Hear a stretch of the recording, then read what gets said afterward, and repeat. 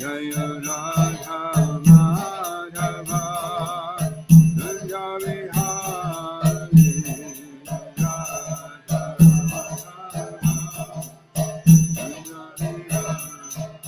Hare Krishna Hare Krishna Krishna Krishna Hare Hare Hare Rama Hare Rama Rama Rama Hare Hare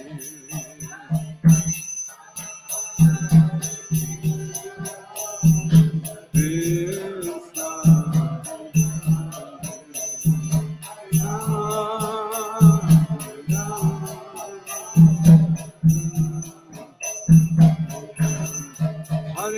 Hare Krishna, Hare Krishna, Krishna Krishna, Hare Hare, Hare Rama, Hare Rama, Rama Rama, Hare Hare.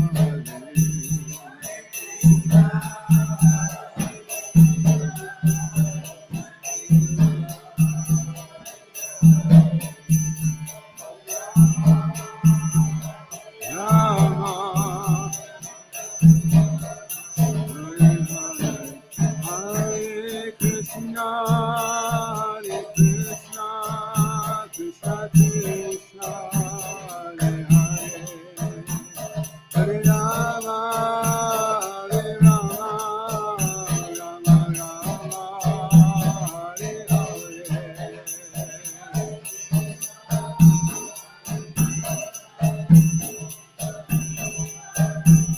Hare Hare, Hare Rama,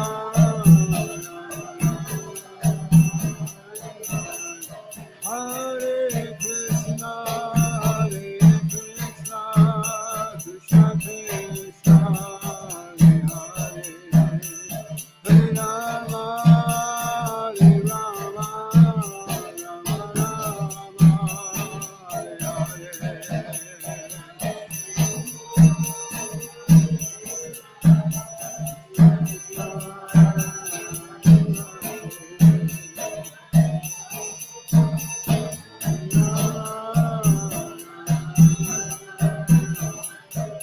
Jaya Jaya Gurudev, Gurudev, Gurudev, Jaya Gurudev.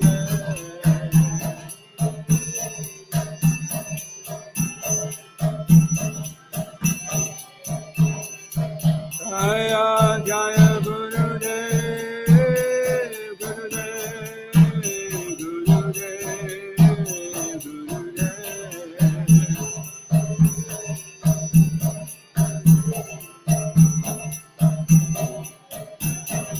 Jayo Prabhupada, Prabhupada, Prabhupada, Jaya Prabhupada.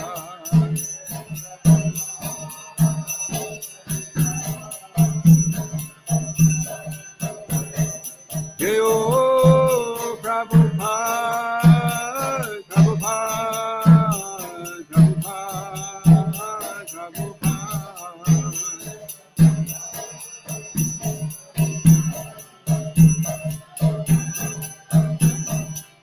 Yo Kodanitai Maya Poshati, Kodanitai Jaya Maya Poshati.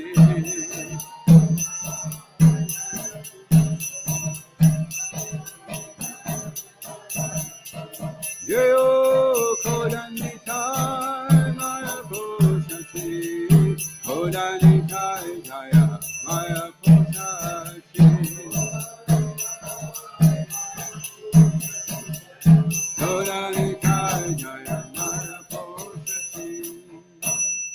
Guru ki jai, Shri Bhagavad ki jai, Shri Shri Kodanitai Maya Poshati ki jai.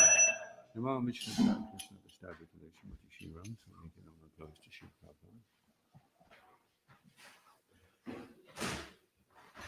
So we're reading from Srila Prabhupada Lilamrita. The final lesson.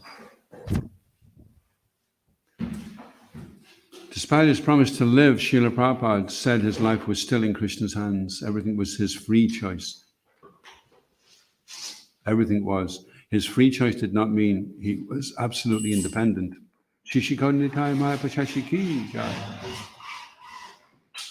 Rather, the pure devotee's attitude is to freely surrender to Krishna, whatever happens. In the mood of the gopis, the foremost devotees of Lord Krishna, Lord Chaitanya prayed, "You may handle me roughly in your embrace, or you may make me broken-hearted by not being present before me. You are always my worshipful Lord unconditionally."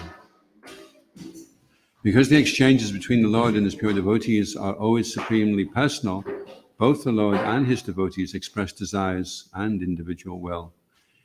In his childhood Leela, Krishna sometimes breaks Mother Yashoda's paw, and sometimes he allows her to catch him and bind him. In any case, the will of the Lord and the will of the devotee are always one in interest, but they are sometimes expressed in the form of a loving conflict. Similarly, although Srila Prabhupada had promised his devotees that he would stay in the world and defy death, he still remains surrendered to the will of Krishna. Srila Prabhupada ki jai. Om Namo Bhagavate Vasudevaya. Om Namo Bhagavate Vasudevaya. Om Namo Bhagavate Vasudevaya. Reading from the Srimad Bhagavatam. This is Canto 5, Chapter 20, The Structure of the Universe, and its text 18. Okay, so we'll just read through the translations until we come to a purport. Outside the ocean of clarified butter is another island known as Cruelty, which has a width of 1,600,000 yojanas, which is 12,800,000 miles, twice the width of the ocean of clarified butter. As Kushadweep is surrounded by an ocean of clarified butter, Cruelty is surrounded by an ocean of milk as broad as the island itself. On Cruelty, there is a great mountain known as Kruncha, and from which the island takes its name. Although the vegetables living on the slopes of Mount Kruncha were attacked and devastated by the weapon of Kartikeya, the mountain has become fearless because it is always bathed on all sides by the ocean of milk and protected by Varunadev.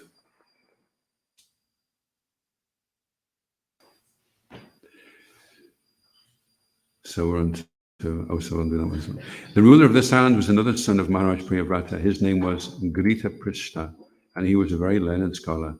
He also divided his own island among his 7 sons. After dividing the island into 7 parts, named according to the names of his sons, Grita Prishta Maharaj completely retired from family life and took shelter at the lotus feet of the Lord, the soul of all souls, who has all auspicious qualities. Thus he attained perfection. The sons of Maharaj Grita Prishta were named Ama, Madhuruha, Meghaprishta, Sudama, Brajishta, Lohitana, and Vanaspati. In their island there are 7 mountains which indicate the boundaries of the 7 tracts of land, and there are also 7 rivers. The mountains are named Shukla, Vadamana, Bhojana, Upabahina, Nanda, Nandana, and Savatobhadra. The rivers are named Abhaya, Amritoga, Aryaka, Tetavati, Rupavati, Paitravati, and Shukla. So there's a very, very tiny purport, so I'll just read that one. The inhabitants of Cruelty are divided into 4 castes called the Purushas, Rishabhas, Dravinis, and Devakas. Using the water of those sanctified rivers, they worship the Supreme Personality of Godhead by offering a palmful of water at the lotus feet of Varuna, the demigod who has a form of water. Purport by Srila Prabhupada Ki Jai. Vishnu Chakravarti Thakur says, Apomaya Asmayam. With joined palms, the inhabitants of the various sections of Kronchadweep offer the sanctified waters of the rivers to a deity made of stone or iron.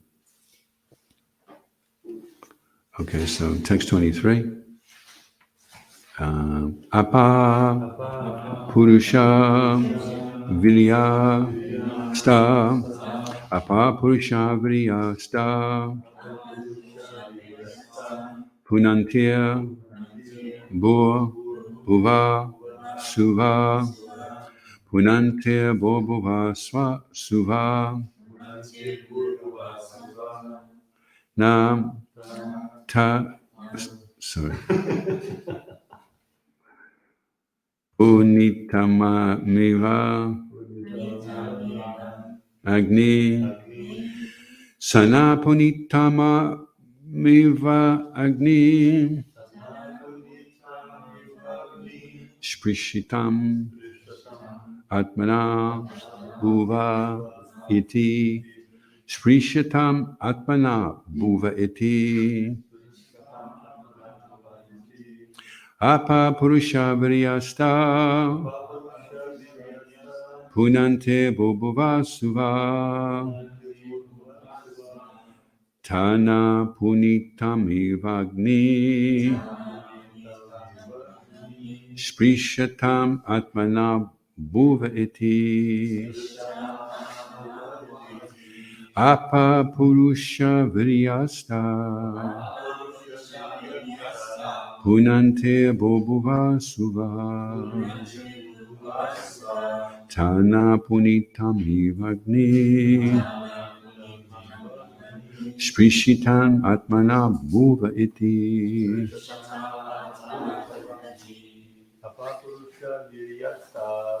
Purusha Viryasta Punate Bhuva Suva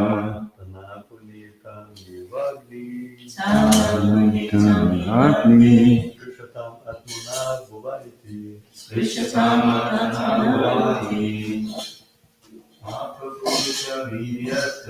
Papa Purusha Viryasta Punante Bhuva Suva Tana Punitamivagni Sprishatam Atmana Bhuva Iti.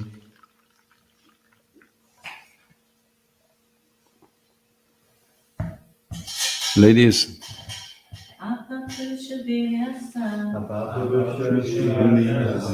Punante Bhuva Suva Tana Punitamivagni Sprishatam Atmana Bhuva Iti. Apa, O water, Purusha Vidya, endowed with the energy of the Supreme Personality of Godhead. Punanti, sanctifying. Bhu, of the planetary system known as Bhu. Bhuva, of the Bhuva planetary system. Suva, of the Swaha planetary system. Ta, that water. Na, of us. Punita, purify. Amivagni, who destroys sin.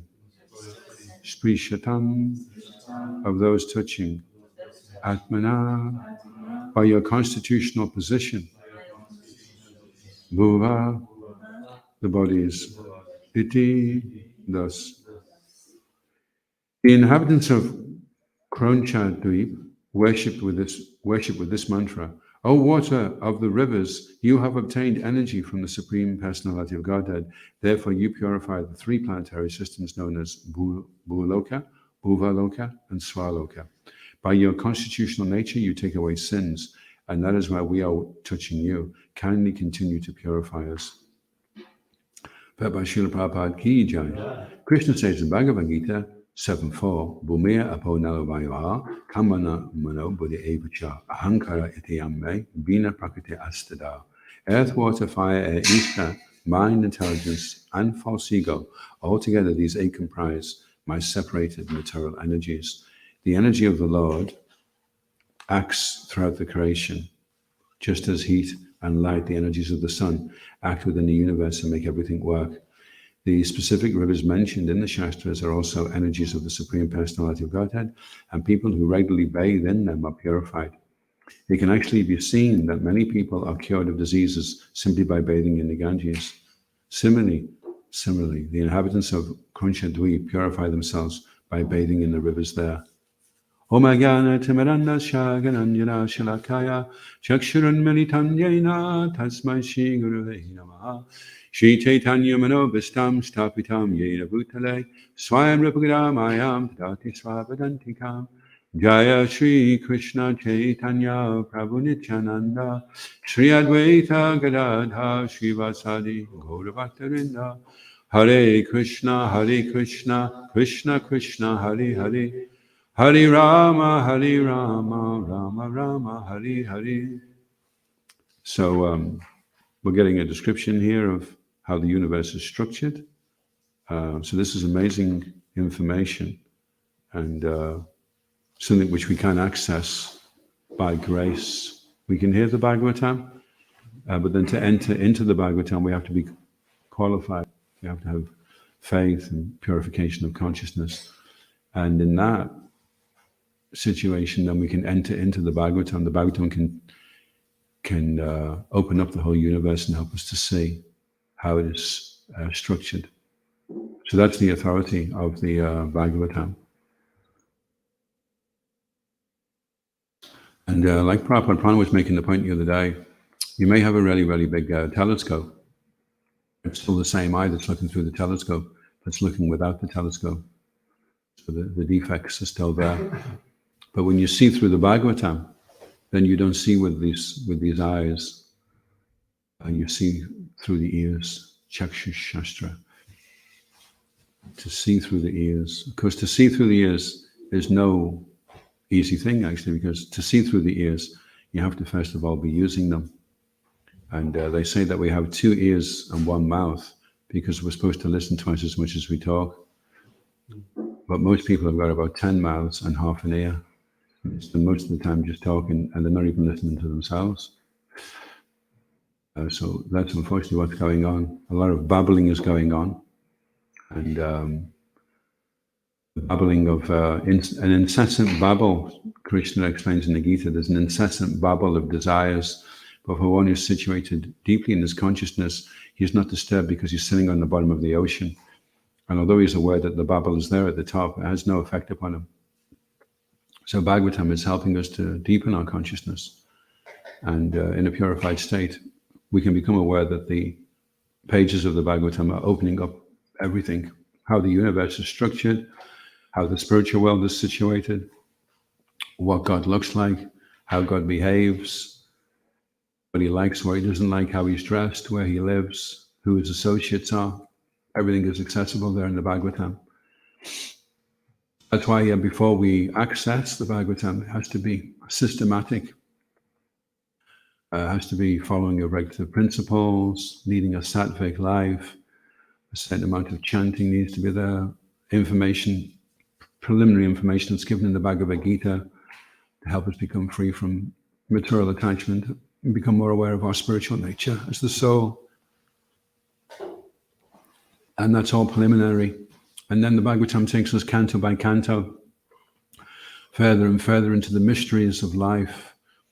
And we can become more and more aware of this. Our universe suddenly becomes a lot bigger. Most people's universes are about the size of a goldfish bowl.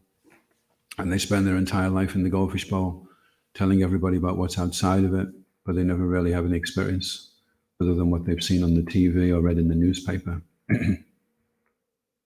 So it's a very restricted view they have, and they have so little time that they can't really, there's not many people that are going to go and be able to fly off and check out if these mountains are there and the rivers are there, and where's that ocean of ghee that the Bhagavatam was talking about.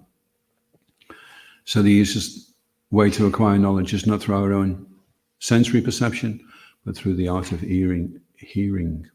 You have to use your ear when you're hearing, so you're also hearing. And Krishna says, if you don't do this, if you don't use your ears, he says something really heavy. He says, Vinanshasi, no shoshasi. No hearing, no shoshasi, then vinanshasi. You're lost.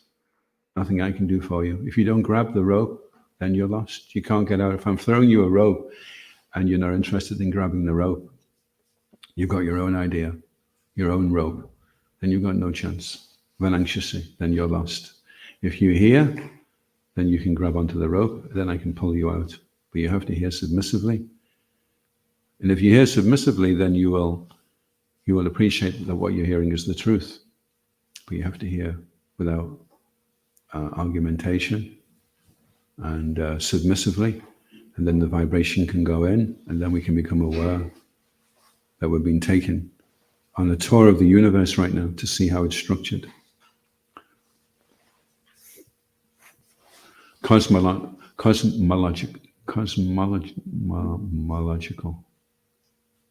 or something like that. So that's exciting, isn't it? How many people in this Mahego this morning are finding out how the universe is structured? Not too many, eh? Or even worried about it, really. They're just hoping their paper came and that baked beans haven't gone up another 5 pence. That's the universe. And there go us, but for the grace of Guru, we would also be in the same situation. But by some special mercy, here we are being graced by the wisdom that's there in the pages of the Bhagavatam. So now the challenge is, can you access that? Can you become aware? Can you realize it? When we say realize means to real is for something to become real for you. You're reading the Bhagavatam. I mean, the British Empire read the Bhagavatam, and they said it's fairy stories.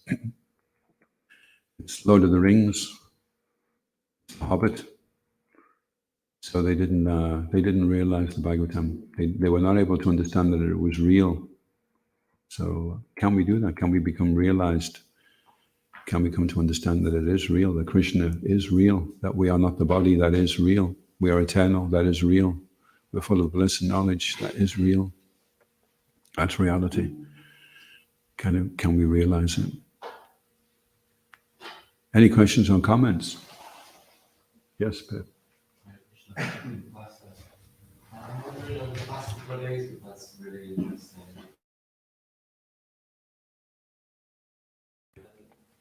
But I'm just wondering, how do I fit this in with what I already have been taught in school and stuff like this about the universe? Do I just now completely reject everything that I've already learned about the universe and the structure of it in order to accept this? Is there a way that I can somehow have both on my side? Or Well, you don't have to worry about rejecting what you've been taught at school. Long enough, and in a few years, they'll reject it themselves. Because that's what they do, that's the history. Well, no, we just discovered actually there isn't life on Mars, but there is almost life. And but very soon we'll be discovering something else. And then next week, there's no life anywhere else except in this one planet in the entire universe. And then they'll change. So every week it's something. When I was a kid, I remember reading one scientific prediction, and it said by the year 2000, people won't have this finger anymore because we'll have evolved that much. And we don't use it for anything, right? I mean, you can't use it for firing bows and arrows. You don't see anybody writing like that. That one you can use it for your ear maybe, and the other two are handy. But you don't need this one. So by the year 2000, we'll evolve. And they showed everyone going around like that.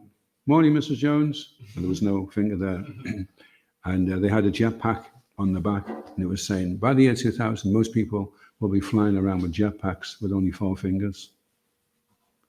So that one's out now. So what's the new one? The new one is, we'll have 6 fingers. By the year 3000, there'll be 6 fingers. And because we don't use our ears very much, we'll only have half an ear, and we'll have 10 mouths we'll be able to eat faster, and we can have multi-conversations going on at the same time. So give it a couple of years, and it'll change. Now the Bhagavatam stayed the same. It's always said Krishna was blue. He plays a flute. He's got a yellow dhoti, and his mother's called Yashoda. That's always been. It's not next week. Well, actually, we've just found out it's not actually Yashoda at all. His mother's name is Ethel, and he's not blue. He's blue and he's in the cold, but he's just pink like everybody else. Otherwise, it just stays the same. So you just have to be a little bit patient. The longer you're practicing Krishna consciousness, the more apparent it becomes how nonsensical the other arguments and philosophies are. And you have a really, really good yardstick for measuring everything, measuring what other people are putting forward. Well, where's your authority coming from? On what basis are you saying this? Where is the conclusion of your knowledge? Okay, you have all this knowledge about the universe. What's the conclusion? Well, the conclusion is you can be a rascal. But that's not knowledge. Real knowledge is meant to help you become well-behaved. Educato is Spanish, means one who's well-behaved. So it should be that actual knowledge forms good character. So is it doing that? Are the people that are studying the universe developing good character? This isn't generally taken into the equation. You take a Bunsen burner, you take a test tube, but then they don't say, and the person doing the test, by the way, has to have not had any illicit sex, taken intoxication, eaten meat, or gambled. Otherwise, his consciousness won't be sound for perceiving the phenomena in the experiment. So not real knowledge, actually. Srila Prabhupada was talking about bones. He said they are simply digging up some bone, and then they are using the bone as their authority. I have dug up this bone. And they find one bone, and then they make this whole thing about it, like a huge brontosaurus. All they found is the brontosaurus's toenail. And they decided, well, because of the way the toenail's shaped, it must have had a foot like this, which means it must have had a leg like that, which means it must have had a body like this, which means it must have had a head like this. You know, this is all from the toenail of the brontosaurus. So much speculation. So they're digging some things up, and then they're making their ideas, and then a few hundred years later, somebody else digs something else up, and it turns out the brontosaurus was wearing sandals, and he had 7 legs, and his head was like an ostrich's head, because he was just in the middle of evolving, so he hadn't quite gone from one body to the next just yet. Still a bit confused.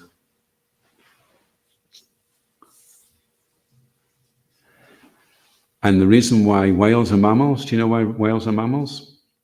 What it was is they were bears, you see. And the bears like playing around by the sea. And the bears with the biggest paws started staying in the sea a bit longer. And before they knew it, they didn't have any fare. And then they said, well, what's the point in getting back out again? Let's just stay in here, you know. And then they became whales. Took them a few million years, but they got there in the end. So and that's science, you know, that's so-called science. You can imagine how crazy it must seem to people who are aware of what's going on, you know. One time Srila Prabhupada was saying to Govinda Dasi that there are eagles that fly from planet to planet, and that they eat elephants. And Govinda Dasi said, Srila Prabhupada, I never knew that. And he went, Govinda Dasi, there are a lot of things that you do not know. And that's the fact. So it's much better if we come from a platform of accepting that we are in ignorance, and then the spiritual master can open our eyes. And rather than enforcing opening our eyes, it'd be nice if we could just open our eyes for him, you know, make his job a bit easier. Any other questions or comments? Yes, Ashish. So, comment by Emmanuel Milita. Hare Krishna. We have now all the information in the world at our fingertips, yet we are more stupid than ever. Yeah. Schools and unis are dumbing down, as are other educational medium. I think he's still continuing. Maybe Vedic teaching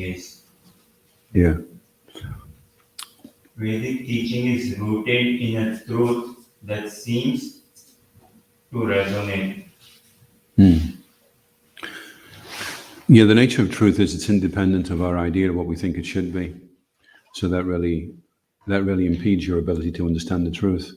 If the truth has to be based upon your idea of what you think it should be, then you're not going to allow yourself to really accept or understand very much.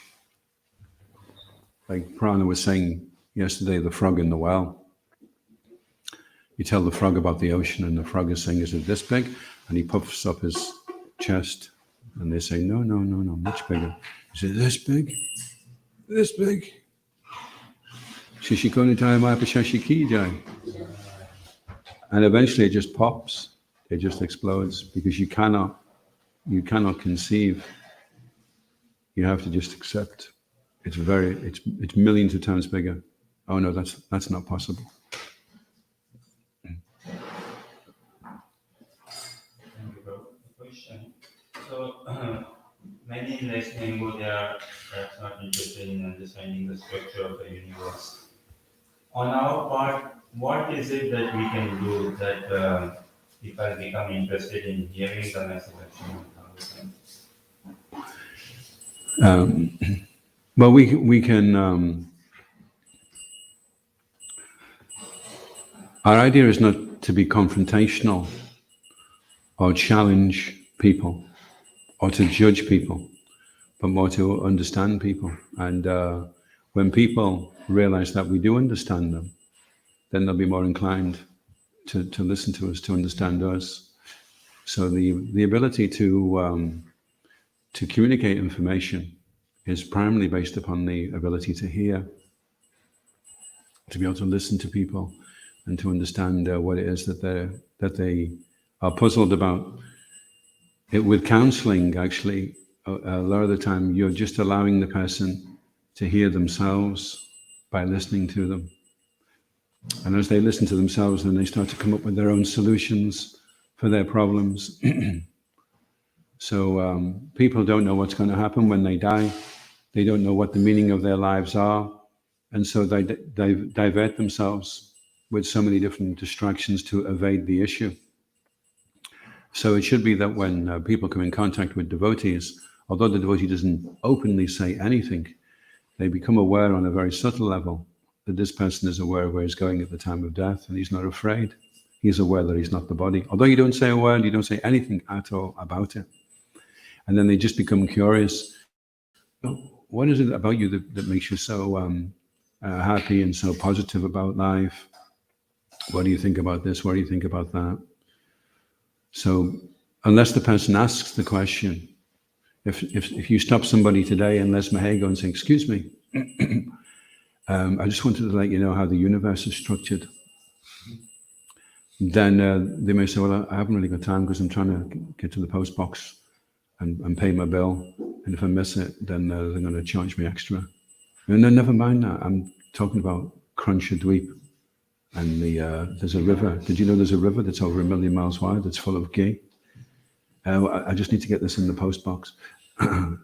So by developing a good relationship with somebody, then over a period of time, sometimes it's 20 years actually, you're going around seeing people in the businesses, and after 20 years they finally say, "What is this Srila Prabhupada person on the back of the book? He looks very peaceful." Somebody was saying the other day, we were doing books and we had the Leelamrita, and somebody came over and they kept looking at the other books and going back to this book. And they said, "I'm going to have to get this book because this person looks so compassionate." So we just have to cultivate good relationships with people and interact with people with high integrity, with purity. And over a period of time, eventually they'll start to ask, "Do you know, I was just wondering the other day, how is this universe structured?" And then you can answer them, So you have to be a little bit patient. You have to cultivate a good relationship with them. And you have to be very strongly rooted in the knowledge of the Vedas yourself, that you're walking the talk. Once they see you can do the walk, then they'll be interested in the talk. But if you're doing the talk without the walk, then the walk comes first and then the talk comes later. Show them you can walk the talk, and then they'll be interested to know. They'll be curious. Everyone is trying to find a role model. We had somebody come a few weeks ago doing the volunteer, and he joined the Navy to look for a role model. After 12 years of research, he decided there wasn't one, at least not in that part of the Navy that he was in anyway. He was in the submarines, and he didn't find many role models in the submarines. And so he came to stay with us for a little while. But that's what people are looking for. They're looking for role models. They're thinking maybe because this person kicks a ball really well and runs around with a pair of shorts on for an hour and a half, maybe this is my role model. Or maybe this person has a lot of money, maybe he's my role model. People are looking. Or maybe this person, because he can sing, sings really well, maybe he can be my role model. Or the scientist seems like he knows what he's talking about, maybe he can be my role model. But then when we look into their private lives, we find that their characters are not so good. So as devotees, we should be good examples of good character. And then people will naturally want to what makes you tick? Why do you behave in that way? Even ourselves in the association of devotees, where we look at some very renowned sannyasi or some very powerful guru, and we're fascinated. How is he so realized? How is he so into practicing Krishna consciousness? I want to be like him, Then we hear from the person, and we hope that we will acquire the same faith that the person has.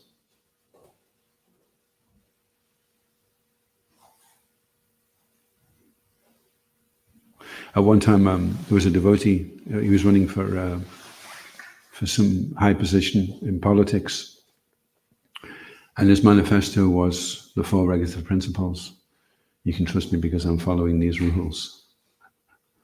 So if we distribute enough books, that's what people will start to look for. They'll be looking for people that are following those principles. It's already starting to happen. It's become a big thing now. People want to know, what's your views on cruelty to animals? At one time, it would have just been brushed aside. Never mind that. Let's talk about something a little bit more relevant. But now it's very relevant. What are your views about animals, and what are your views about the planet? How do you think we should be living our life in accordance with the planet? Almost people are asking, do you believe in karma? Are you observing the law of karma? Are you aware of the reactions that you get for activities that accrue bad karma? It's almost there. Just got to pass out a few more million books, and people will be. That's what they'll start to look for, Another thing regarding the scientific, how much we can accept and how much not, is that one of them is that you can fully perceive reality by your senses. That is a premise. And if I cannot perceive things with my senses, then it doesn't exist, it's not acceptable. So it's a premise, but you can see there's so much psychic phenomena that scientific world doesn't even look at. So you have this physical phenomenon, and they're trying to work it out with their senses. But the psychic phenomenon gets completely ignored because they cannot verify with their instruments, or they don't even want to use, because it can be verified actually, but they don't want to use those instruments because it throws many of their ideas out of the box. If they accept psychic phenomena, that means there's a subtle body, there's a life after death. They don't want to look at that at all, because that the whole world, the youth collapses. And we want to speak about spiritual phenomena. They're ignoring the psychic phenomena. We want to speak about spiritual phenomena, and they're taking just a partially physical phenomena that they can perceive by the senses. It's a very tiny, little kind of thing that they're taking in a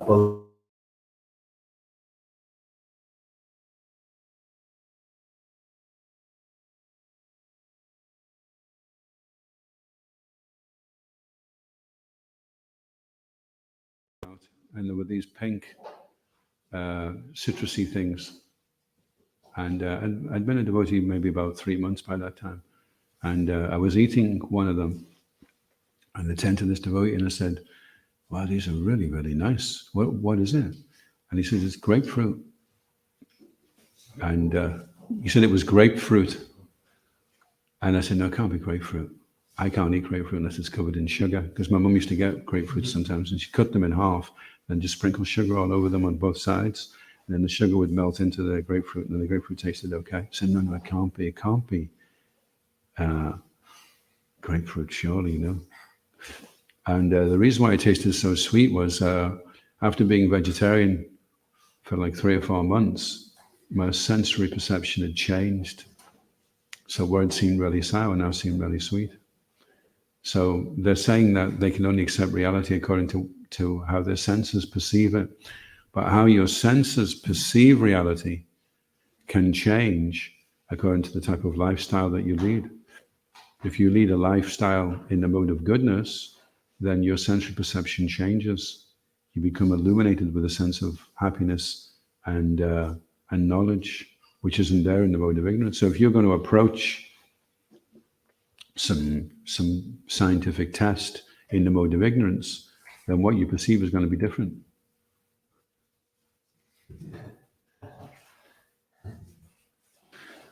And also the type of experiments that they're doing, they're experimenting so that they can then make money and exploit the nature.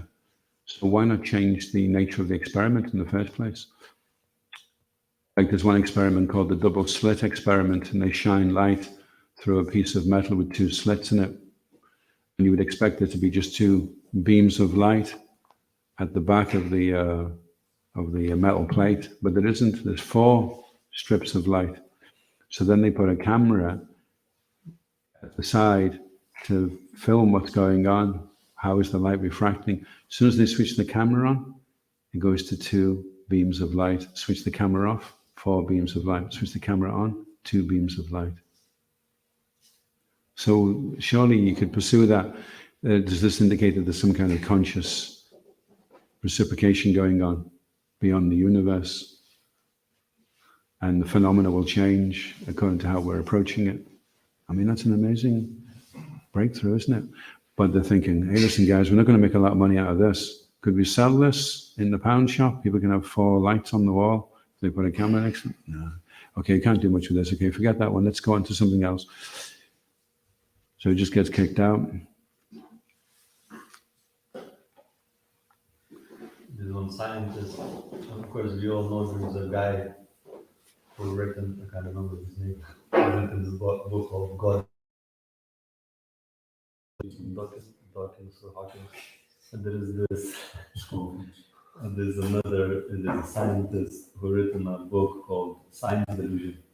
He lists, the premises. He's quite a spiritual guy. Actually, we went to see him in Edinburgh, and he writes a lot about how spirituality is, helps people and how scientific it is, etc. He shows how science can be very misleading and deluding. Yeah, you say if you're going to approach the universe with an agenda, and the agenda is, I want to be able to prove that I'm in control of everything, and actually, I want to prove that I'm God. So I'll do that by making it so that people don't die anymore, that they can change sex, that they can look young, and I can cure them from this disease and that disease, and they can lose a leg and I'll put a new one on for them, which will be even better than the one they had before. And in that way, I'll prove that I'm God. Because the universe was getting on fine before you popped up, but now that you have popped up, you're going to make sure things are running really, really smoothly. There'll be no more hiccups now that I'm God.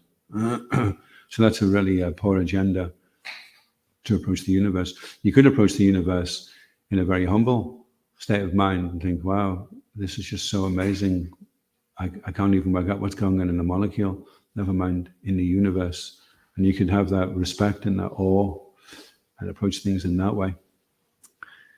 And so then the type of experiments you would do would change, and the phenomena that you would perceive would change also. another about the point to me, which is really fantastic how they reject their own theories. Now it's like a most popular thing for people to study neuroscience. People love it. It's such a powerful, interesting thing. But about 10, 15 years ago, by scientists, it was considered pseudoscience because you couldn't measure it. How you can measure somebody's becoming a bit better or happier or something, or they change their perception or they start healing or something. All was considered completely irrational for for people who are silly and dull, who have no brain. But now, because of the neuroscience, they can scan the brain and see how the brain changes because of meditation or psychology or feeling better, or they have these waves which shows how satisfied you feel or happy. It's measurable now. Now it's completely scientific. Yeah, we can thank our friend Wim Hof for that, because he went up the Mount Everest in a pair of shorts. He didn't even have a pair of socks on, and he sat in this vat of ice for 54 minutes, I think it was, and they tested him, and his core heat was exactly the same. He hadn't gone cold at all, and he just pushed beyond the limits. And so then they put all these like sensors on him, and he let them inject this infection into him, which would have made him really, really sick. And he didn't get sick. He just controlled his body inside, and he reduced the inflammation, and he stayed healthy. So he says that we're only using 84% of the brain isn't even accessed because we don't understand how to. We read in the Bhagavatam some of the amazing things that yogis are able to do. So by having this crippled mentality, this exploitative mentality, we think we're going to get more by doing that. But what happens is material nature recedes, and we get less ability to manipulate the material energy. Unless you can prove to Mother Earth that you have good intention, why should she allow you to access the different herbs that keep you healthy and the different facilities and strengths and powers that she could potentially let you have? If you have the wrong attitude and the wrong motivation, why would she do that? So just see what is available for one who's leading a God-conscious life that wants to do God's will. Then his health will be there, his happiness will be there, fulfillment, the purpose of his life will be achieved. He'll be a very happy and very successful person. So it's very unlikely you're going to achieve the human form of life's goal if you haven't tried to work out what it was in the first place. You haven't got much chance of stumbling across it, have you? If you don't know what the goal is. If you're playing football, right, and you're kicking the ball around and someone says, well, where's the goal? And they said, never mind, I just keep kicking the ball around. Just kick it around. What about when I have to kick it into the net? Where is the net anyway? Never mind the net. You just keep kicking the ball around. That's the main thing. We don't have to hang about here trying to find goals. So they're just kicking the ball all over the place. We've got no chance of getting it in the net. It's just completely aimless. It's all just so random, There's another thing. It's like I don't know how it is called, an argument, science, but actually instead of addressing the argument, somebody presents you something, you attack a person. That you're a fool, you look at yourself. So that's what happens, for example, intelligent design movement is presenting some good arguments actually. It's saying, how things are so complicated, you cannot just develop through the natural selection or through, how do you call it, the mutation, random mutation on the genes. They present you some good arguments, but instead of speaking with them, they say you just, religious fanatics, but they insist on you, So the arguments are good. Yeah, there's a very good argument against evolution, which is IQ, which is there's a big orange fish that doesn't eat blue ones, blue ones go into the orange fish's mouth. I mean, this orange fish looks nasty. It's got really jagged teeth, you know? And you can see all these little blue fish, and they're all just like sitting in his mouth, nibbling away at the bits of the last fish that he's just chewed, you know. And everyone's fine. And then he's like, okay, guys, I'm off for another meal now. And then all the little blue fish move out the way, and he goes off to go and swallow a red fish. And then the blue fish come back to clean his teeth again, you know, because he's got all bits of red fish hanging out his teeth. So the question is, when did they like have a board meeting with all the fish? And there was a memo that went around all the blue ones. It's okay, you guys that are blue, the orange fish is fine with that. But see the green ones and the red ones? Stay well out of his way. He's a bad guy, he's got a really bad temper, and he's always hungry. Okay, brilliant. And then off they went. And how did that evolve? If it evolved, it means one day he was eating the blue fish, and the next day he wasn't. So what event took place? Some random event took place to allow that to happen. You know, it's called symbiotic. A symbiotic relationship is where two species are interdependent upon each other. They rely on each other. Otherwise, the orange fish is going around with really rotten teeth. He's paying a fortune at the dentist. Ends up with a pair of falsies. The blue fish are really hungry and they can't get any. So they say, let's make this arrangement. Okay, we can both feed off each other and everything. It's a win-win. Using flowers is another one. Yeah. Here you've got a poor little flower sitting there for millions of years waiting to get pollinated by a bee. And the bee's saying, well, I haven't evolved just yet. Just hang in there, you know. I can't hang on much longer. Hurry up. Or the bee gets evolved before the flower. And the bee's looking for a flower, and the flower says, we haven't evolved. You're going to have to hang on. Try and eat some grass. No, we don't eat grass. We want flowers. Well, you're going to have to make do with it until we're not out to soil just yet. So it's much harder. When something's symbiotic, it's much harder to explain because it means both of them had to have happened by random at the same time. They both had to have happened at the same time, which really, I mean, we're really stretching it now. It's already like a very remote chance in the first place. And then on top of that, there's a few things that all happen on the same day, on the same moment. It gets to the point where it becomes preposterous, you know. And then they say, well, you know, if you just give it enough time, anything can happen because that's chance, you know. So, okay, so just give it another zillion years then, and then it'll be okay then. Well, if anything can happen by chance, then couldn't God happen by chance as well? Give him a few zillion years, and the blue cowherd boy with the yellow dhoti pops up and starts being God. If anything can happen by chance, then why can't that happen by chance? And in one sense, that is what happened by chance. Krishna was God, but it just happened that way. It just is that. That's the way it is, you know. That's what chance is, right? Well, it's just can't give any reason. Don't ask me for any reasons. Just, when you say chance, it means you have to back off now. That's just it. It's just okay. Well, Krishna's God. No. Well, how's he God? Well, you know, it's by chance. So back off. That's what they're using. It's like a stick. No. I've told you it's chance. Back off. Never mind looking for any reasons for it. I've told you chance. Okay, so Krishna's by chance then. So just accept it. ISKCON Guru in the key. Srila Prabhupada ki. Go, Premanandi. Go. All of you ki, Jai.